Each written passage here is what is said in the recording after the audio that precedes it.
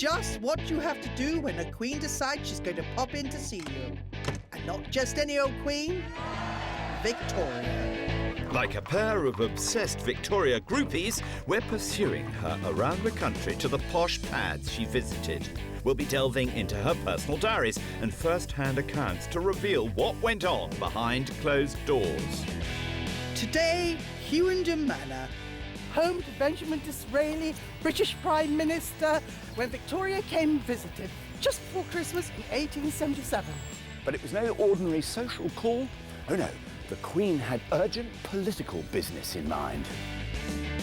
And as someone who's spent a lifetime getting excited by antiques, I'll be upstairs exploring the wonderful gifts that Victoria showered on her host.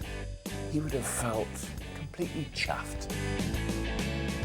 And as a chef who's passionate about the best British food, I'll be making a 19th century cake with a boozy finish in honour of Victoria's favourite PM. That looks wonderful. And it packs a real punch for Tim. Pretty alco pop, this, isn't it?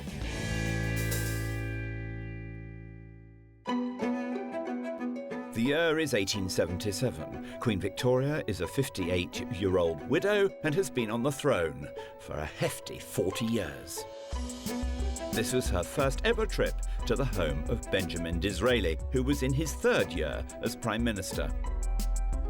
Victoria travelled from Windsor to High Wycombe on the Royal Train, a journey that took just 35 minutes. The Queen arrived at Hughenden accompanied by her youngest daughter, Beatrice. They got out of the train at High Wycombe station and were transferred to a horse and carriage which ultimately swept them through this gateway up to the house, Benjamin Disraeli's country seat. And this is on a much lesser scale to the grand estates that Victoria was used to. But the grounds were cleverly designed to hide the house from view.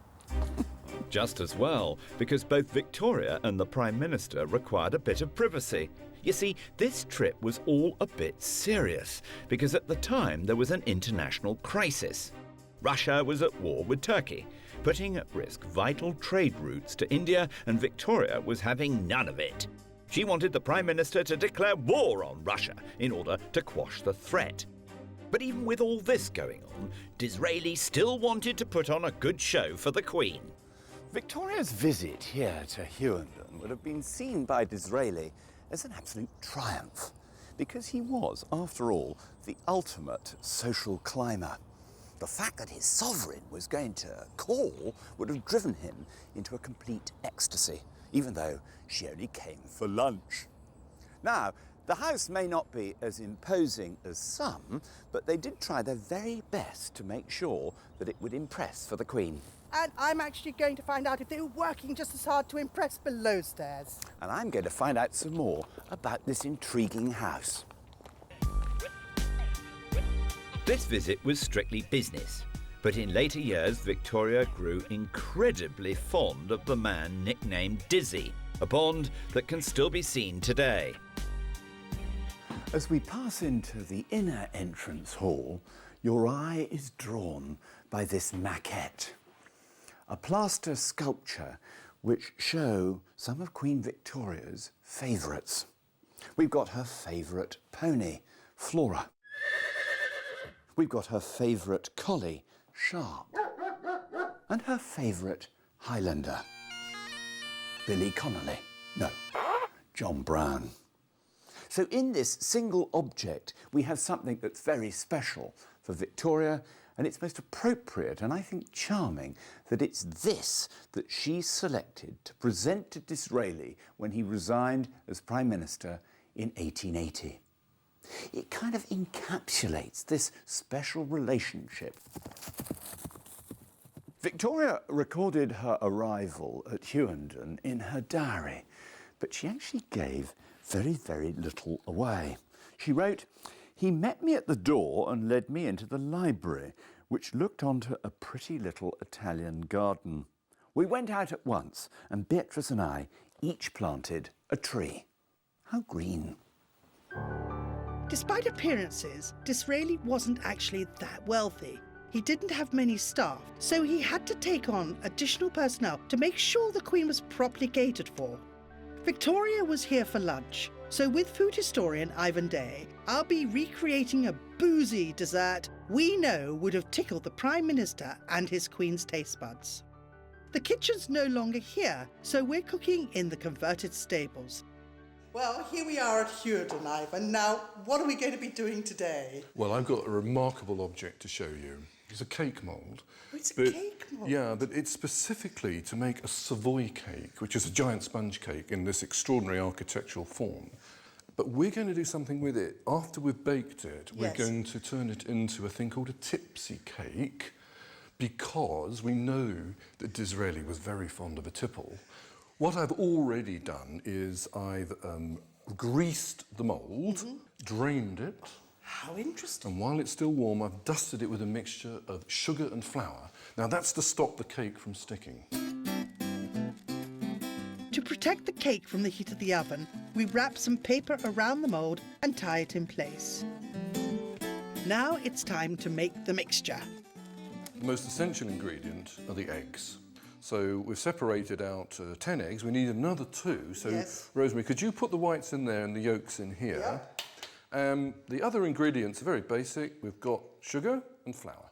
Now, if you could start whipping those up, there's a wonderful Victorian bloom whisk there. This is amazing. Look at that. It's fantastic. You wait till you see it perform. It's really, really good. We'll be whipping up our own cake mixture for this recipe, but in Victorian times, they often just used a stale Savoy cake. So, Ivan, this is done. Well, I think we better get some into here. OK, that's brilliant. So what we do is we want to keep the air, so we just fold it in a little bit at a time. I want to introduce you to this wonderful piece of equipment. This is a Victorian flour sieve. Ooh. So if you put about half of the flour in there... Well, I'm going to pour it over so it doesn't sort of... That's perfect. Now what we do is if you turn it round, you can actually sieve it into... Oh, this is amazing. Isn't that great? It's wonderful. I want one. I knew you'd like that. I love it. Let's get all of that flour in. I think we've got to get that in the mould as quickly as you can. Would you be my guest?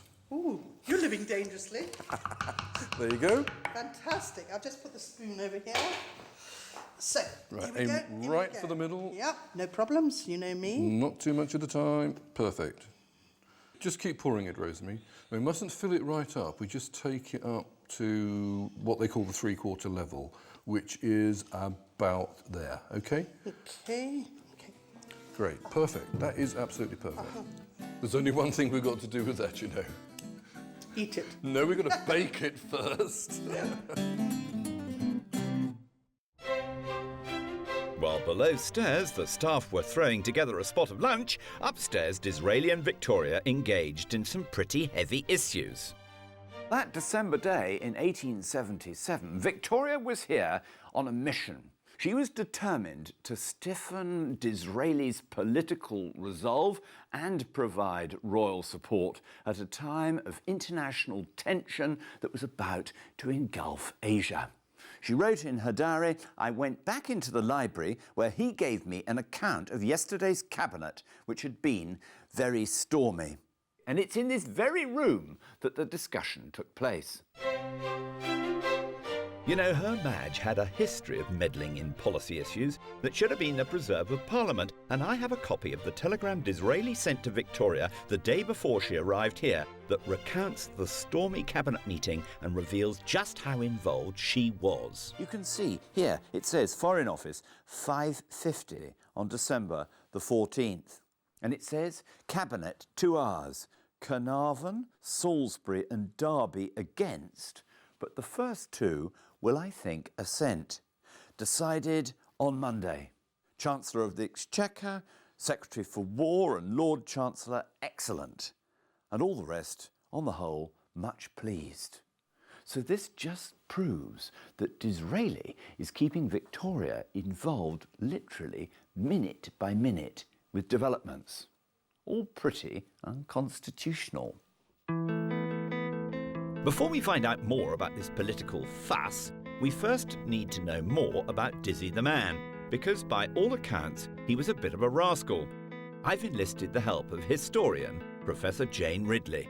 Well, I think there's a huge difference between the young Disraeli, who was certainly a philanderer and a flatterer and a dandy and deeply in debt, and the old Disraeli, who is a dedicated statesman, incredibly hard-worked, a widower, but brilliantly manipulative and very good, particularly with women, which is, I think, where we come to Queen Victoria and the relationship with her. Disraeli treated her like not just a queen and not just a woman, but, you know, he called her the fairy queen. The fairy queen, yes. And he was extravagant in his gestures, wasn't he? I mean, he would kiss her hand with a flourish and bow very deeply and significantly deeply, which would excite her as a all woman. of this is quite true. And she, in exchange, gave him the privilege that no other Prime Minister had. She allowed him to sit down in her presence. Usually you had to stand if you were Prime Minister, but Dizzy was allowed to sit. So there's a unique bond, possibly partly because Disraeli and Victoria had both been widowed by the time of this visit. And that special relationship had a major impact on Victoria. Well, he did one terribly important thing, Disraeli. Queen Victoria, after Albert died, retired into seclusion. She was hardly seen, she was always dressed in black. And after about 10 years of this, there was a great deal of criticism. You know, the monarchy is supposed to be a public institution, and the Queen was invisible. And the person who really managed to sort of charm Victoria out of this was Disraeli. He was able to sort of persuade her to appear in public, to open Parliament. He was able to flatter her and tell her she was wonderful. And so, in a way, Disraeli saved the monarchy, you could argue. What he also did was to tell her much more than other prime ministers. He really let her into the secrets of politics, and of course she was fascinated. The more she knew, the more powerful she was politically. So he used her as a political ally. Yes. And you know, she used him to get what she wanted. I mean, for example, she badly wanted to be Empress of India. Disraeli did it for her.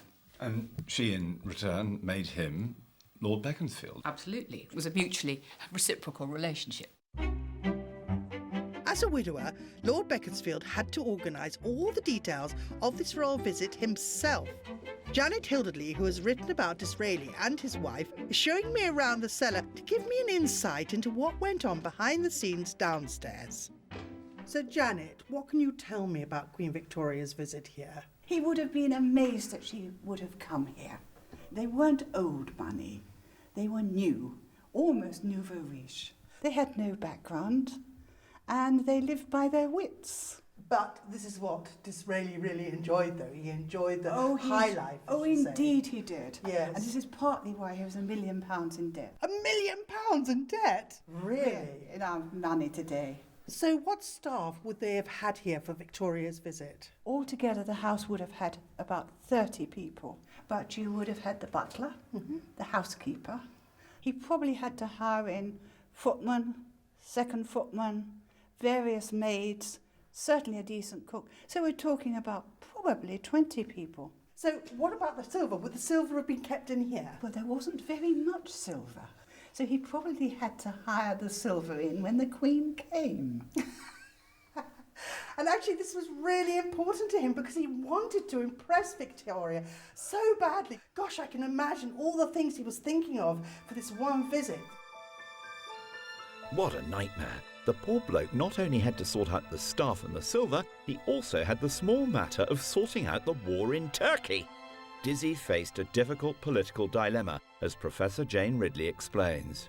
Turkey had been invaded by Russia, and it was a kind of axiom of British foreign policy that you had to protect the route to India, and to do that you had to prop up Turkey, and to prop up Turkey you've got to keep the Russians behaving well. What Disraeli wants to do is to threaten war against Russia, because he thinks that if he does that, obviously the Russians will back down and come to terms. But there's always the risk that having threatened the war, the Russians don't back down, and you're in it then, up to your neck, aren't you? That was indeed the risk.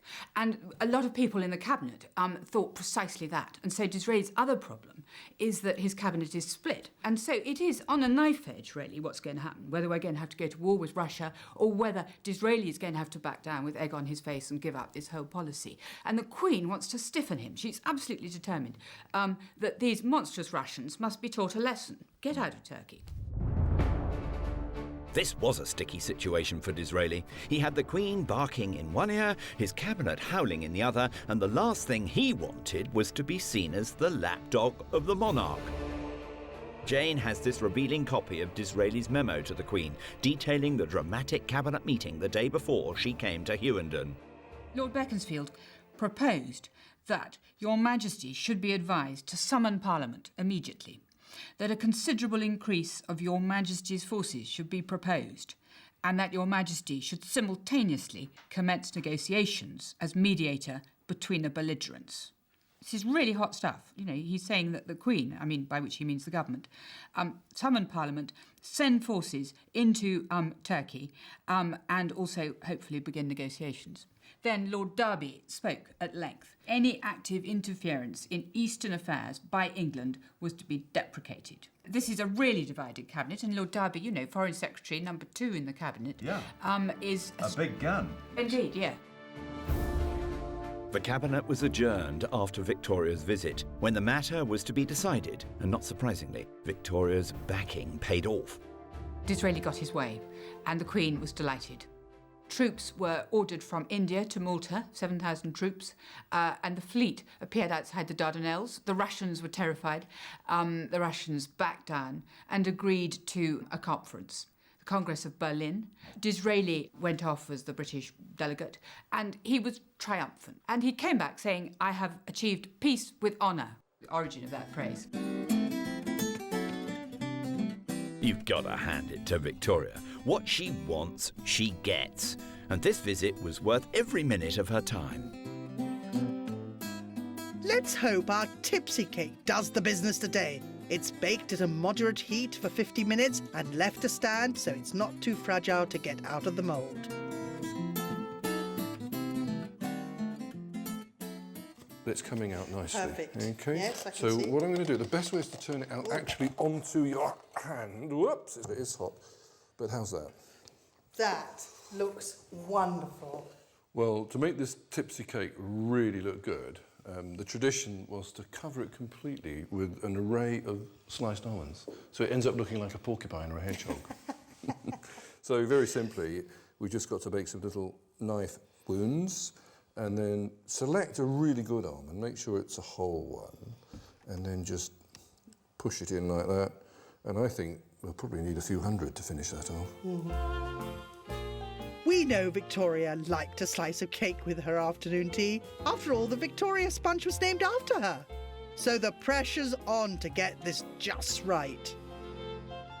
Victoria was only here at Hughenden for a few hours on that December day, but her friendship with Disraeli lasted for years, mementos of which are everywhere.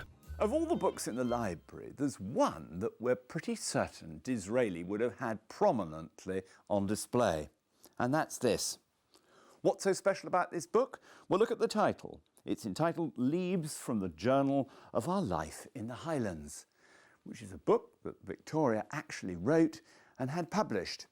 And what's special about this one is the inscription on the flyleaf. Look at that. It says, "To the Right Honourable B. Disraeli, in recollection of Balmoral, September 1868. Disraeli was Prime Minister. He would have gone to the Highlands to visit the Queen, and she presented him with this book, and actually signed it book. Victoria R. R." It seems Disraeli could do no wrong in Victoria's eyes. In fact, when you see some of these presents, you might be forgiven for thinking they were more than just good friends. Most extraordinary of all, as a gift, I think, is this wash set, a Renaissance-style jug and basin set. But look at the handle. A positively pornographic-looking woman reclining on the top. It's easy to imagine that with every gift that she gave him, he felt more and more secure in the heart of the British establishment, a position he'd craved all his life. No greater gift, perhaps, than when she made him a peer. And here, in his peer's robes, he would have felt, well, I don't know, completely chuffed. Who wouldn't? Well, I have to say, I'm pretty chuffed as well, because our Victorian dessert is starting to take shape, ready for our royal lunch, ready for Lord Wanacott of Eat-A-Lot. And now for the bit I've been looking forward to all day, adding the booze. I've got some larding pins in here because we're always instructed to make lots of holes in the cake so that the sherry, which we're going to pour onto it, can work its way down to the bottoms. Do you know, I think it's time to turn it into a tipsy cake. So a little bit at a time. You just pour it into the top. Are you going to trust me, I Ivan? always trust you. Come on, just pour it in. Today we're using cherry, but in Victorian times, whiskey, port wine or brandy was just as popular. Just keep pouring it. That's wonderful. Maybe a little bit lower down as well. Around the sides. Perfect. Never mind tipsy. I think this cake is completely blotto, actually, so I wouldn't put any more sherry on it. Right, now, you finished off a tipsy cake with a very, very simple milk and egg yolk custard. Lovely. And you just pour it over? Well, I personally feel it's much nicer if it's just around the base. So if you just pour it up to about that level there, go around nice and neatly, so make a little pool of custard all the way around it. And you get a bit more look at the alcohol as well. Yeah, you get a little bit more custard in a sauce boat as well to pour over it. I think it looks much nicer without. That's perfect. That looks wonderful. Some tipsy cake. Some tipsy cake. Do you think Tim's going to enjoy that? I think Tim is going to absolutely love it. Well, you know what they say about the proof and the pudding, Rosemary? But before our lunch date, I'm heading off just down the hill from Hughenden to the local church, St Michael's and All Angels. This is the final resting place of Benjamin Disraeli, who died in 1881, 4 years after this visit. Victoria was so devastated by his death that she insisted on creating a memorial inside the church.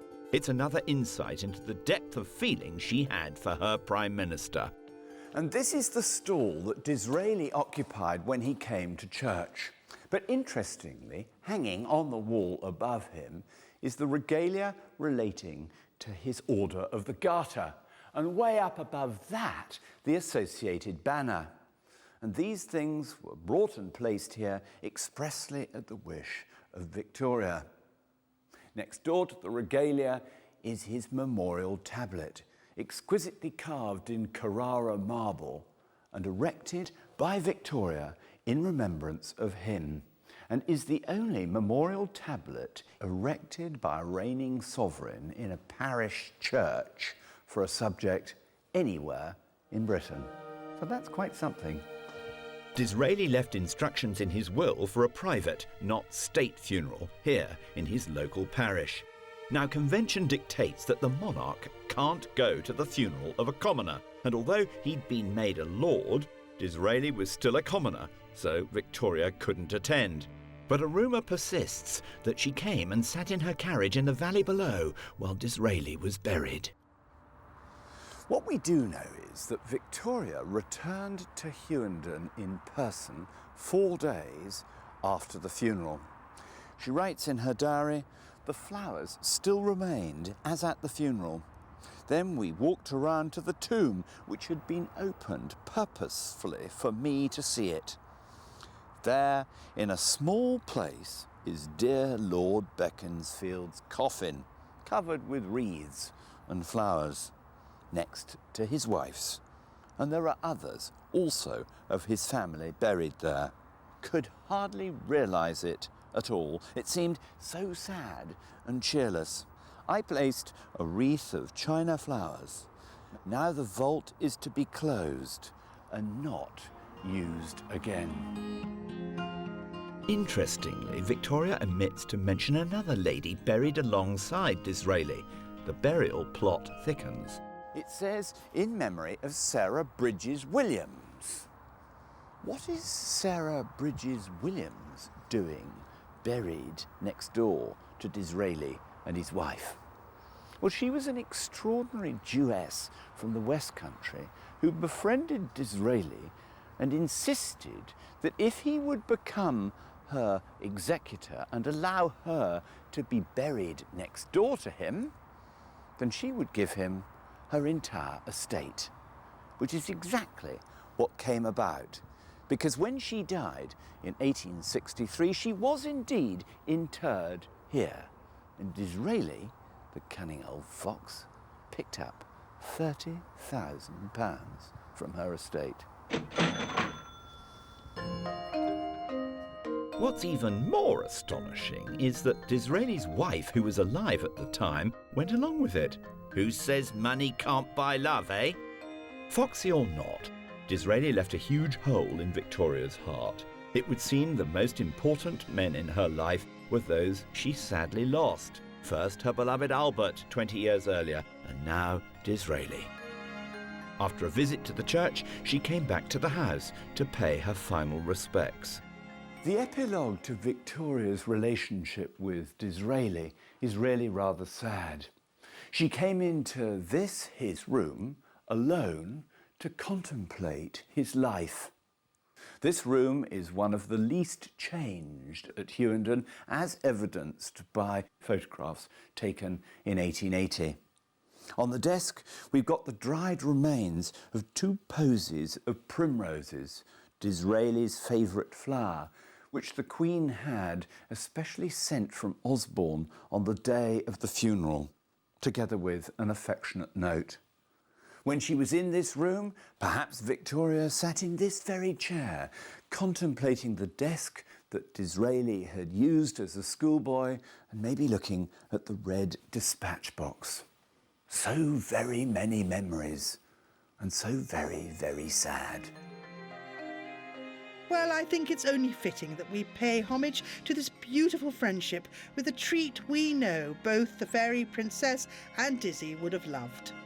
Time to present our own premiere with our magnificent tipsy cake.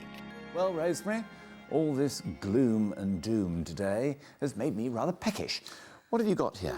Well, I'm very glad because I want you to enjoy this. This is called a tipsy cake. Ah. Now, it is a Savoy cake cooked with something poured over it. So what I'd like to do, first of all, is just give you a taste. Oh, yes, please. Yes, go give me your plate and I'll do it from this side. 'Cause Lovely. It's easier. It is very soft, Yes. moist, and I'm going to pour a little bit of custard over the top.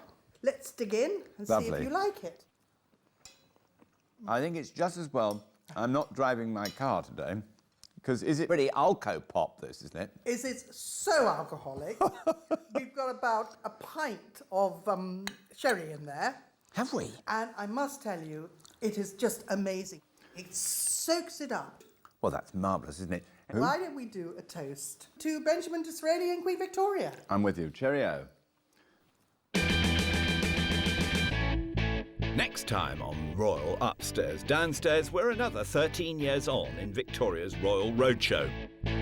The year is 1890 and the Queen has a lunch date at Waddesdon Manor in Buckinghamshire. But it was no ordinary date. This was an extremely rare public appearance for a now elderly and reclusive Queen who was about to celebrate her 71st birthday.